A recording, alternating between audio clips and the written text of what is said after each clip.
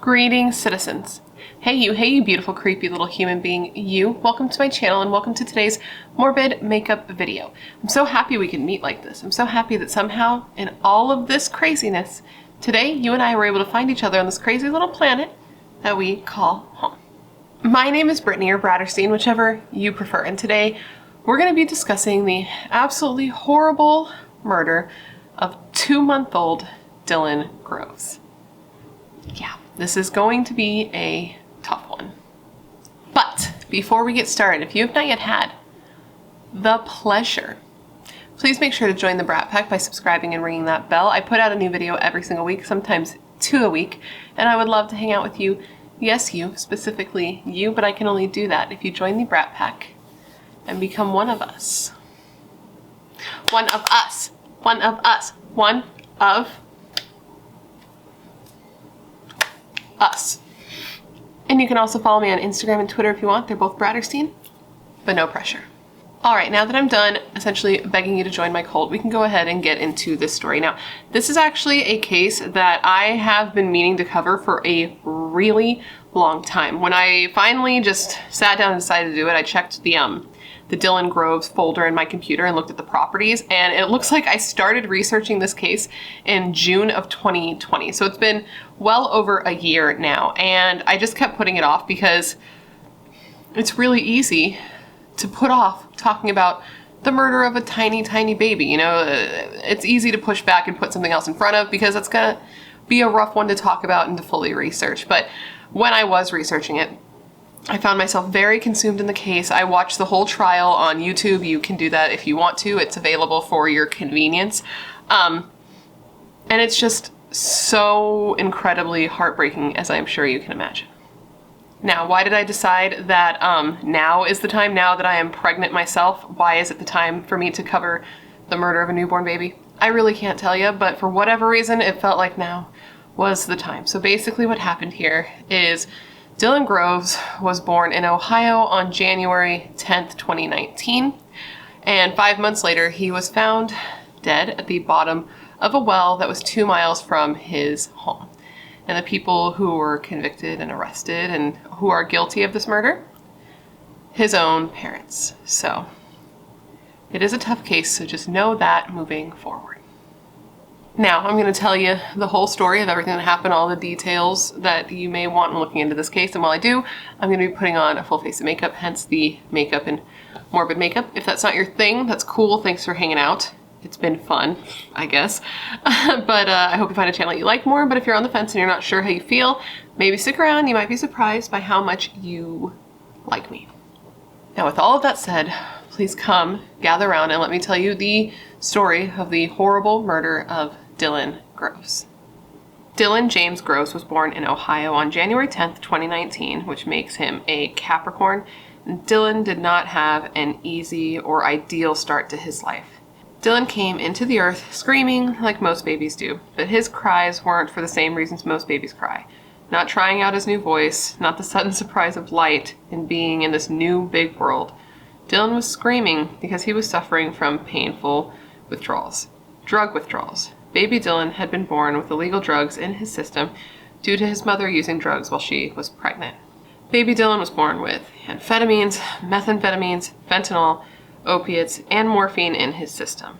Within a week of his life, he was removed from the care of his mother, 39-year-old Jkissa Groves, and his father, 41-year-old Daniel Groves, and put into the care of Scioto County Children's Services and ended up being placed with a foster mother named Andrea. When Dylan's mother, Jkissa Groves, found out that she was pregnant with this little boy, she essentially did nothing. She didn't go to the doctor. She didn't celebrate him and her. She didn't even tell people. It was like she was going to hide it and not say anything and not tell anyone and just pretend it wasn't happening. But that was until she was a couple months along and she started to show, and she had a teenage son. Her and Daniel had a teenage son as well. I believe the teenage son's name was Daniel Jr.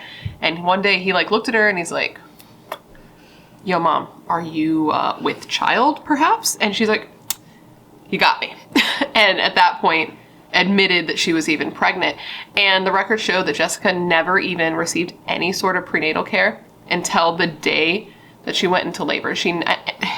And that blows my mind as a current pregnant person to imagine not even going to the doctor at all. That's the first thing I did. I was like, please check this, make sure this baby is chilling, not killing, doing everything right. Like, it just blows my mind to think of her not doing that, not going, not hearing like the little heartbeat. And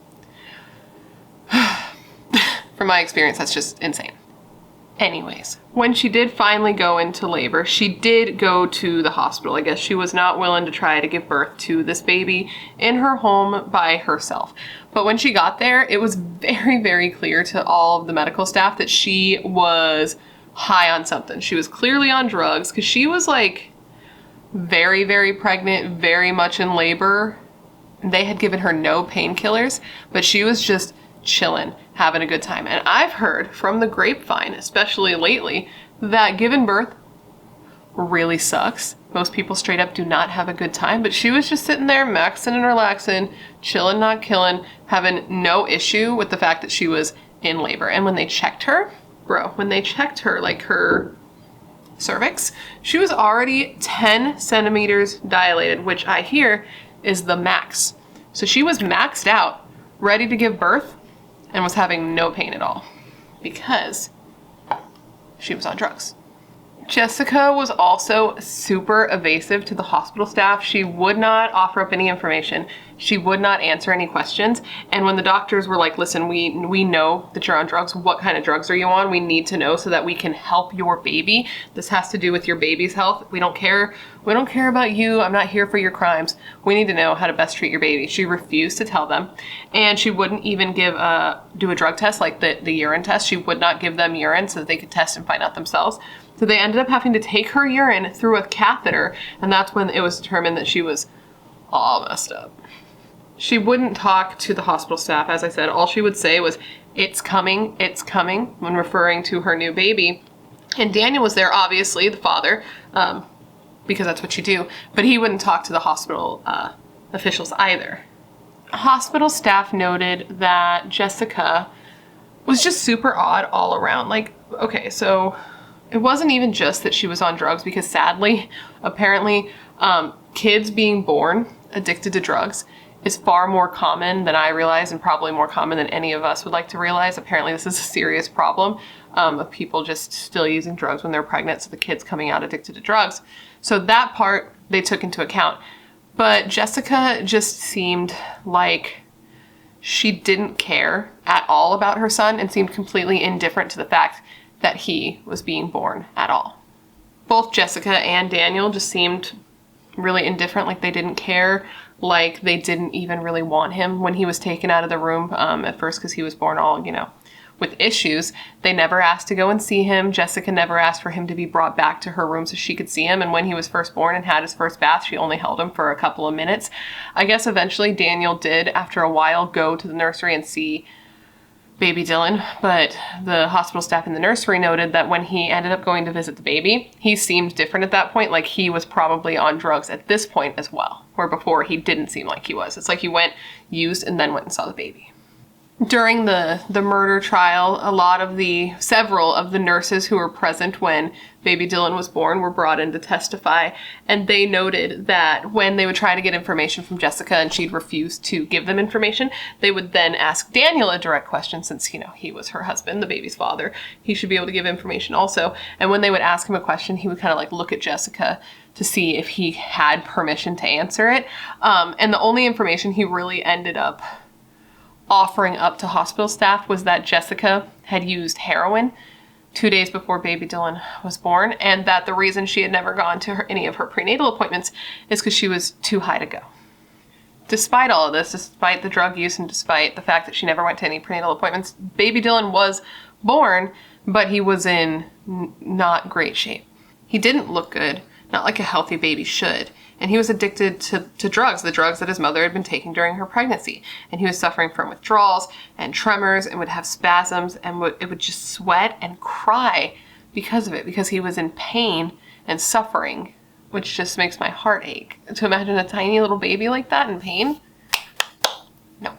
Dylan ended up being transferred to another area of the hospital where they take the little babies that need more attention, and he was kept there for several days so they could monitor him and see how bad his addiction and his symptoms were and perform this thing called a Finnegan test every 4 hours, which essentially assesses 21 of the most common signs of neonatal drug withdrawal. Babies born addicted that are going through withdrawal suffer from tremors, sneezing, loose stools, not sleeping, and they cry from their pain. So once baby Dylan was able to leave the hospital, as I said, he was taken away from his parents and he was sent to live with a foster mother named Andrea. But even though she was his foster mother, his biological parents, Jkissa and Daniel, were able to go and have visitation. I think they only had one visitation visit. Yep. I think they only had one because she didn't have baby Dylan very long, which we'll get into. But it was clear to Andrea when both Jkissa and Daniel were at the house that Jkissa, again, was clearly on something by the way she was talking, the way she was acting, the energy level the woman had. So after the visit, once the couple left, Andrea called CPS and she was like, listen, this is what I reported, or this is what I saw, this is what I need to report. And I mean, like, why wouldn't she? Her job is to make sure the baby's safe. So if the mom comes over and it's blasted out of her mind, it's kind of her responsibility to report it, but it hardly ended up mattering that she did so, which we will get into soon. Now, while Dylan was with Andrea, Dylan's father, Daniel Groves, was actually going through the processes and the steps that he needed to go through legally to be able to get custody of his son back. And this had certain provisions, certain stipulations that he had to adhere to, and one of them was that he himself had to be able to pass a drug test, and he actually did take and pass a drug test. We'll get into that later. But because of this, within 2 weeks of baby Dylan being put in Andrea's care, I believe it was 12 days to be exact, he ended up being returned to his father, Daniel Groves, through the family reunification process through recovery, because basically the way the system works is that reunification is the goal. You want the baby, you want the children to be back with their parents. Though I think what's best for the children should be the main focus, it is seen as children being back with their families is what's best for the children. And it just seems like in some situations, this one being one of them, another one being Josh Powell, that's not a perfect system. It's a broken system, and things that are horrible like this and like Josh Powell and his kids happen. And it's really, really sad because this decision broke baby Dylan's foster mother Andrea's heart, because deep down she had actually hoped that she would have been able to get custody of him. She wanted to end up adopting him. She really, really loved that little baby. But either way, Daniel, his father, was able to regain custody of baby Dylan under the stipulations that one main one was that his wife, Jkissa Groves, was not allowed to live in the family home. And they thought this was going to work, even though the two lived together, had a 14-year-old son together, had been married for like 20 years. They just assumed that, yeah, she'd move out, no problem.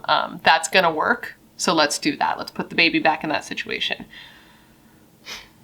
In addition to Jkissa not being allowed to live in the home or have any alone time with baby Dylan, she also had to take classes on substance abuse and parenting, and Daniel had to continue to pass drug tests and be available for both court hearings, at-home visits, all of these different things that he had to be available to do. He just basically had to be available to take the baby in to get tested, take himself in to get tested, have at-home visits, go to court dates. He had to make sure to be doing all these things, plus keeping Jkissa out of the house and not alone with the baby. I hope that sentence came out right. I feel like my brain, this is the baby brain that everyone keeps commenting about, because I feel like I'm stupider today than I was yesterday. At first, Daniel was really on top of his shit. He was very compliant. He made sure to go to all of the appointments he needed to go to. He went to court dates. He went to doctor's checkups. He did all of his drug tests. He was available for the social workers to come and visit. But shortly after baby Dylan was returned home, he just kind of went MIA and fell off the map. And this is a problem for several reasons. One, the fact that he has a baby, and two, at the time that I'm 99% sure at the time that he got Dylan back and was supposed to be doing all of these things, he was also on probation. I believe his crimes were just theft related, not violent crimes, but still he was on probation and had just fallen off the map. And nobody did anything about this.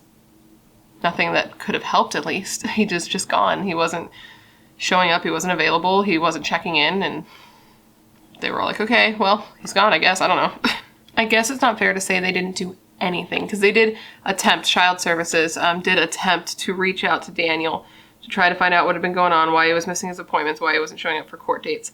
But they were unsuccessful. So after several unsuccessful attempts to reach out to Daniel Groves, in May of 2019, they called the sheriff's department to have them head over, do a welfare check, and try to figure out what is going on with this family. So deputies did head on over. They went to the trailer that Daniel presumably lived in alone, not with Jkissa, even though, spoiler alert, she lived there. And they got no response. So they actually went back a couple of times over the next few weeks and continued to get no response from Jkissa or Daniel. Nobody was ever answering the door of the trailer. And that there was no sign of them at all. And that was until May 20th, 2019.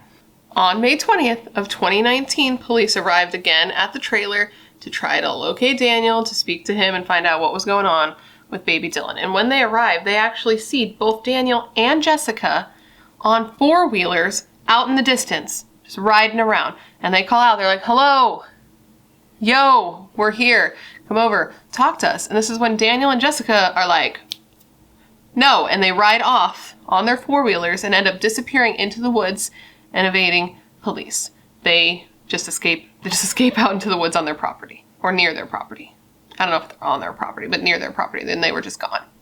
So at this point, police are like, what the fuck? Like, clearly something is up, because if you have nothing to hide, when the police come to your house to ask you what the heck's up, what's up with your baby, where's your baby, and nothing hinky is going on, you're not gonna run away from the police into the freaking woods and evade discussing the topic. Like, there's clearly something going on. Something is not quite right with this couple. So the police go to a judge and they get a search warrant issued so that they can go back to the house and really find out what's going on. And they plan to execute this on June 10th of 2019. When police arrive at the trailer, Jkissa is arrested almost immediately. Now, I found this to be a little bit weird because I thought I read that they had a search warrant, not an arrest warrant, and those are not the same things. But they did arrest her, so there's that. Also, I don't know how they arrested her so quickly. Maybe she was in the front yard just hanging out and they just like nabbed her. I'm not really sure. All I do know for sure is she wasn't even supposed to be there, but she was, so ugh. Either way, Daniel did not go down quite as easily. He instead barricaded himself in the couple's trailer and he stayed in there for 6 hours. He was in a 6-hour standoff with police, dude. It became a big ass deal. There were the initial deputies, and then they called in a special team of officers that showed up, and then the SWAT showed up, and there was a helicopter. It was like a lot. He really was doing the most, but he did eventually surrender and was arrested. And just for those of you who are worried about this couple's teenage son, I read that he was not at the property during this SWAT raid, and I read that he had actually been taken away from the family. He had been removed from the home in April, so 2 months prior. And they didn't even have to like run into Daniel and Jkissa at this time, because remember, they couldn't get a hold of them. They went and picked him up at school, I believe, and just took him from the home because they were unfit parents. So Daniel Jr. was not at the home when Daniel Sr. and Jkissa were arrested. While police were at the property issuing the search warrant and searching the home for things regarding baby Dylan, they actually found a stockpile of stolen goods at the house also, which is not good. And these stolen items totaled about $50,000. So that, again, is not good. And it doesn't really pertain to baby Dylan's case, but I just wanted to show you that these people were a bit problematic. And this is when this guy is on probation. And the person that's supposed to be the responsible caregiver to baby Dylan. Once in jail, the two were interrogated, obviously. Jkissa was cold and uncooperative and denied any and all drug use, and also denied that she was even living in the home at the time, though, okay ma'am, sure. She said as far as she knew, Dylan was fine and he was actually in the custody of Child Services, though we knew that he clearly wasn't, otherwise we wouldn't be here right now having this conversation, Miss Jkissa Groves. It took a while for police to get Daniel to talk, but once he finally did, he told police just the worst news that you could ever imagine. He told police that baby Dylan was dead, and he had been dead since March 28th. And remember, it's June when they're having this conversation. So for months, while Daniel was missing appointments and court dates and avoiding his at-home visits, Dylan was already dead. He just told police that the two had come home one day to discover baby Dylan dead in his crib, and they panicked, so they got rid of his body. It was all a big accident, and they hadn't done anything wrong. Oh, and another crazy thing that ended up coming out at trial is Jkissa was asked at her trial later, which we're going to get into, when the injuries were caused to baby Dylan that ended up taking his life. And she said that the injuries were caused to baby Dylan on March 27th, which is the day before he died. Apparently, the day of March 28th, the day after the injuries were caused, while Dylan was still alive but slowly dying, a social worker had come to the house. This is one of the last meetings they had with a social worker, had been in the home, had seen baby Dylan, and somehow did not notice any of these injuries, left for the day, and then Dylan died shortly thereafter. And that really pisses me off a lot. Like, everything about this pisses me off, but that really pisses me off. And anyway, after he was dead, they started to panic, and Jkissa told Daniel that he would be in just as much trouble as she would, even though she caused the injuries, because he was the one who had legal guardianship of baby Dylan, and that he would go to jail too. So in a panic, he decided to help her dispose of his body. Police returned to the property the following day with cadaver dogs to try to recover baby Dylan's body, but they were proving to find this difficult because the information that Daniel was giving them about where the body was just straight up lies. Like, he was telling them, like, oh, look over here, when the whole time baby Dylan was way over there, if you know what I mean. So police go back to Daniel and they're like, listen, bro, we know that you're fucking with us. We know that you're lying about where this body is, blah, blah, blah. They confront him and he doesn't crack. He's like, I don't know, this is what I thought, this is where it is. So he actually asks if him and Jkissa can speak. And police are like, absolutely, yes, have a moment to yourselves. It's a great idea. And they put them in this room alone. And I don't know if these people don't think they're being recorded. We're being recorded everywhere. I'm being recorded here while I talk to you. I'm also being recorded by satellites all around me. You're always being recorded. Though I'm glad that they are dumb. They were dumb. And they were sitting talking back and forth, and Daniel tells Jkissa, like, I lied to them about where the body was. And police separate them again, and they come up to him and they're like, bro, we can hear you. We know you lied about where the body is. So they push him, they push him, they push him, and he finally gives in. And this is when his information leads police to a well. A ground well 2 miles away from the couple's trailer. Police and firefighters were on site to help retrieve baby Dylan from the well, but the well was really, really out there, like out there. The fire truck couldn't even make that drive, but they had something called a brush truck, which I forgot to look up what a brush truck was, but I'll put it up on the screen. And they took this to get to the location of the well. The well was described as just a hole in the ground, not an above ground well, and it was situated on a vacant property across the street from a Bible camp. It was approximately 30 feet deep and full of water. They were able to use a pump to remove about half the water, and then they were forced to use a heavy fishing hook and some rope to feel around until they found something. Which is just so gross to me to think about, feeling around until you found something and you know that what you're looking for is a baby. And apparently it was raining that day, and as the search continued, the rain poured down harder and harder, and I just felt like that is such a appropriate thing when dealing with such a solemn event for the rain to just continue and continue.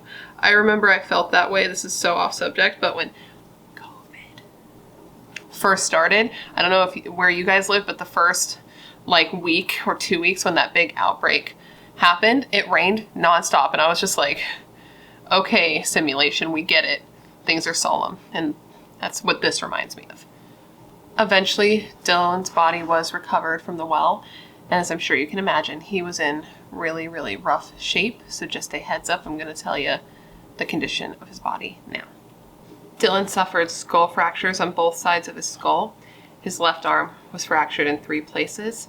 He had a left leg fracture, 2 broken ribs on his left side, soft tissue hemorrhaging in his right chest wall, and a laceration to his left arm.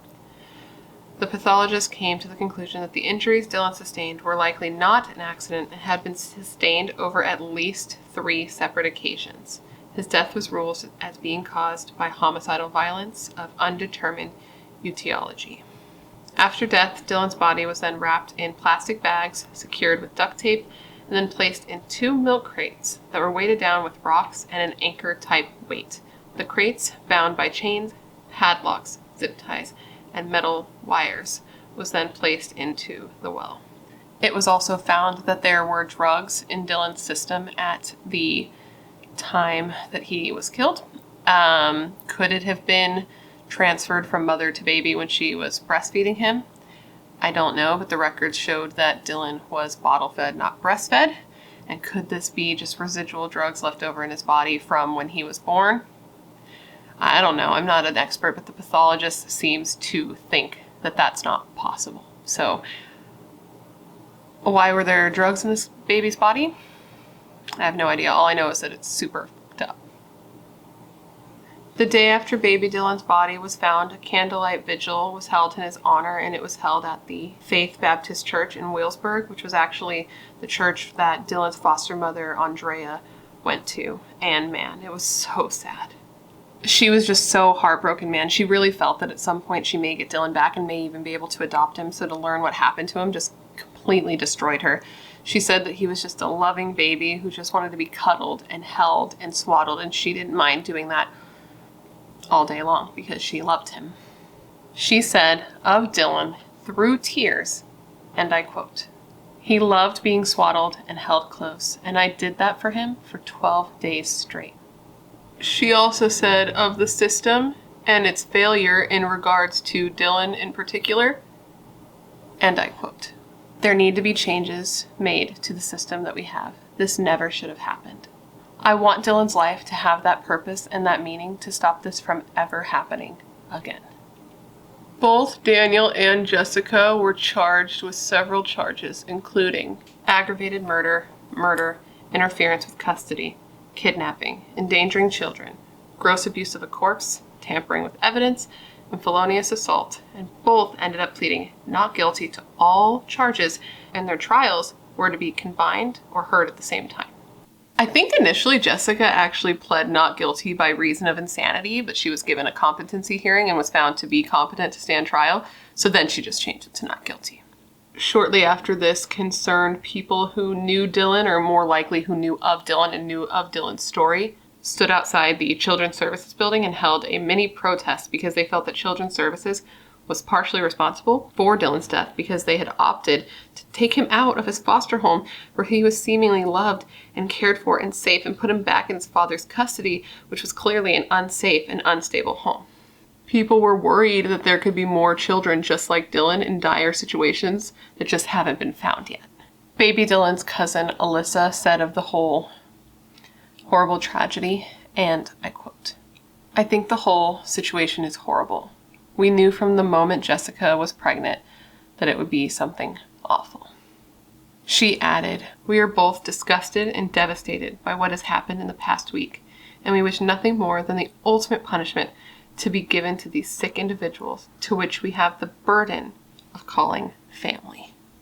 At the actual trial, though initially Daniel and Jkissa had pled just not guilty, they changed their story, and Jkissa ended up actually pleading guilty and taking full responsibility for the murder, saying that Daniel had nothing to do with it, knew nothing of it, and only helped after the fact to help conceal baby Dylan's body. Jessica's defense attorney said of Jkissa, and I quote, "My client, Jessica Groves, was and still is a drug addict. There is no doubt about that fact. She, and she alone, caused the injuries to Dylan Groves, which led to his death. She murdered Dylan Groves." It's a strong, strong statement from a defense attorney. Is it not? The judge asked Jkissa if she was comfortable and understood the defense that her defense attorney planned to use with her. And Jkissa said that she did, that she understood, that she consented, that she was planning on taking full responsibility for what happened, that it happened due to her drug use, and to take full responsibility off of her husband. The same defense counsel said of Daniel Groves, and I quote, "Once he found him, panic and confusion set in, and with that panic and confusion came poor decisions. Did he help hide the body? Yes. Did he suggest the well? Yes, he knew where this well was. Did he help craft the coffin and preserve Dylan? Yes, he did. But that's all he did." That's all. No big deal. Nothing else. Just those things. So that's what the trial was about. It was less about Jessica's innocent or guilt, because she was just like, I did it. And it was more about Daniel's innocent or guilt. But it came out at trial, okay, that Daniel had, you remember how he passed his drug test? That's how he got Dylan back in the first place. Well, it came out at trial because the couple's 14-year-old son, Daniel Jr., testified. It came out at trial that Daniel Jr. had been providing clean urine to his father, Daniel. He said he didn't know what it was for. He just did it. He would pee in a cup. His dad would take it. And the cops, or the judge, defense, prosecution, the court was like, why would you be doing that? And he was like, oh, it was for a friend of mine. This urine was for a friend of mine, not me. I was clean. I was good. They're like, okay. If you're clean and you're good, why couldn't you give your friend the clean urine? Because your urine's clean, right? Because you're not doing drugs. And he was like, oh, here's the thing. I did go to a party. I did go to a party recently and I smoked a little weed, so I couldn't give him urine. It also came out at trial that the couple's son, Daniel Jr., had witnessed some serious injuries to baby Dylan, particularly some very serious bruising to baby Dylan's head. And the court asked like what he thought happened, and he said that his mom had made an excuse for what happened, and that he believed his mom at the time, because why wouldn't he? He's 14, that's his mother. But that he was under the impression that it was actually his father, Daniel, who had hurt Dylan, not Jkissa, which was interesting. And police, or the courts, the courts questioned Daniel about this, and he said that he never remembered seeing this serious bruising on the baby's head, even though the 14-year-old son did, and said it was bad enough that it covered like the whole top of his head. Wonder if that's how those skull fractures got there. And it also came out that Daniel Sr. told the court that he had witnessed Jkissa beating the tiny baby before. Did he call the cops? No. Did he do anything? No. And was Jkissa even supposed to be there? No. But he had witnessed her beating the baby. A 2-month-old baby. How are you going to hit a 2-month-old baby? Fucking bitch. Jkissa, though she did take responsibility for what happened, she would not explain exactly what she did and what caused baby Dylan's injuries. She just kept saying over and over, I don't remember. And the prosecution, this woman, was not having it. She was just like, you don't remember. You don't remember this chain, this 6 layers of plastic and duct tape, 3 padlocks, 12 zip ties, 8 wire ties, 18 rocks. You don't remember that? When asked why Jkissa and Daniel had disposed of baby Dylan the way they did, wrapping him in so much plastic and putting him inside those crates and like wiring it shut and putting him in there, Jkissa said that they wrapped him in that way to preserve him in case for any reason that I can't imagine they ever wanted to go back and retrieve him, they could. And again, Jkissa just kept saying that she didn't remember what had happened. She didn't remember exactly how she had injured him, that she must have dropped him, that's the only explanation. But there were clear time gaps between the injuries, and these clearly happened on several different days. So I really doubt that she just dropped him to break his arm and his leg and his hips. And I know that babies are fragile, but to me it doesn't seem like she dropped him. Jkissa then says to the prosecution, and I quote, I have to live with this for the rest of my life. And I don't want to respond emotionally to this case, but I'm going to. I just know I am. And to that I say, good. I don't like this woman, as I'm sure you can imagine. And I'm the type of person, generally, I am known for being the type of person who is very sympathetic to the epidemic that is drug abuse and drug addiction, I actually do have a more sympathetic view to that situation. But when you murder a 2-month-old baby, that's where my sympathy ends, and that's where the line is crossed. And now, fuck you, bitch. I don't care that you have a drug problem because you killed a 2-month-old baby. The jury of 7 women and 5 men were sent to deliberate on January 10th, 2020, which was Dylan Grove's first birthday, and they took less than 3 hours to come back with their decision. Each defendant faced a total of 11 charges, including aggravated murder, kidnapping, child endangerment, tampering with evidence, interfering with custody, gross abuse of a corpse, and 4 charges for felonious assault. Daniel Groves was found not guilty on the charge of aggravated murder, but on all the other 10 charges, the jury found him guilty. Daniel was sentenced to 47 years to life in prison and will not be up for parole until he is 89 years old. Jkissa Groves was found guilty on all 11 charges, and she was sentenced to life in prison without the possibility of parole.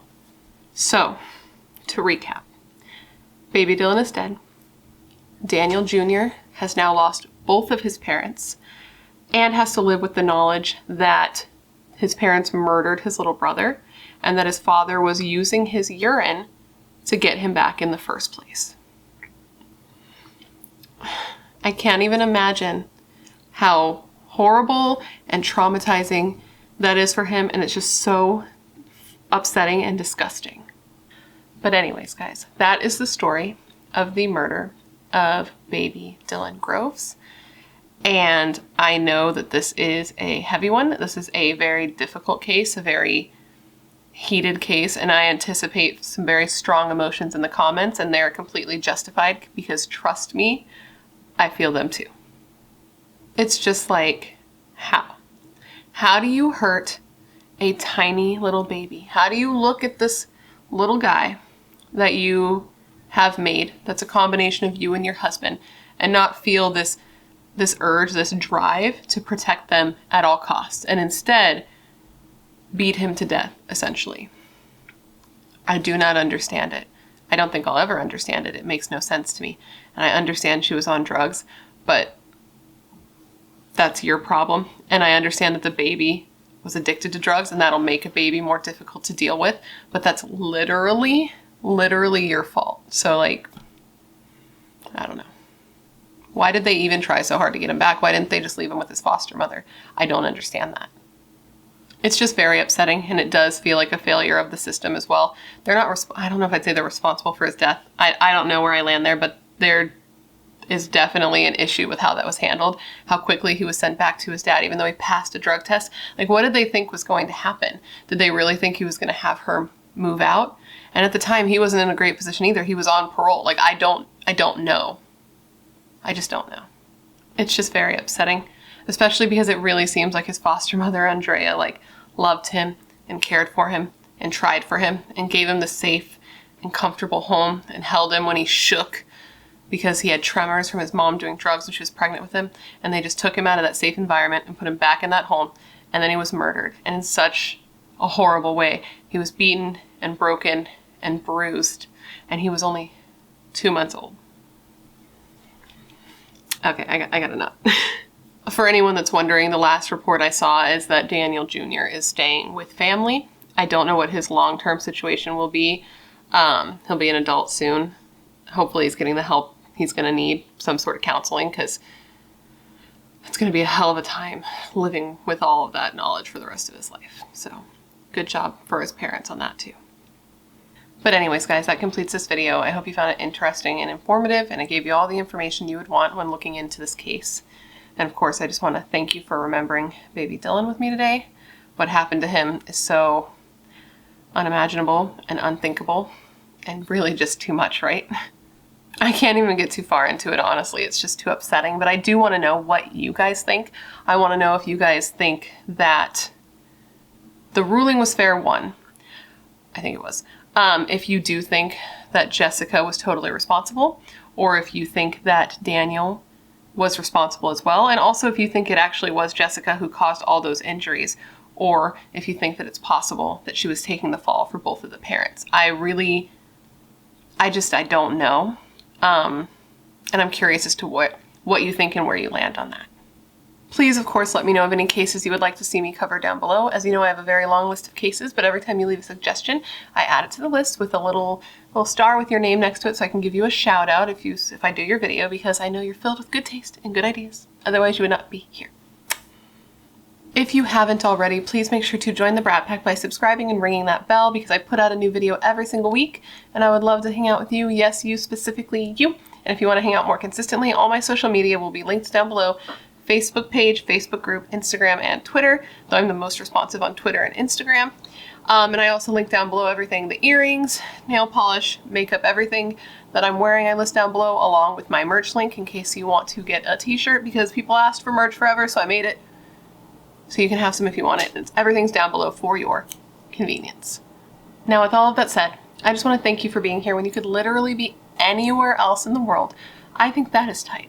I think you are tight. Please stay safe and be a better person than you were yesterday. At the very least, be better than the Groves, and I hope to see you in my next video. Bye.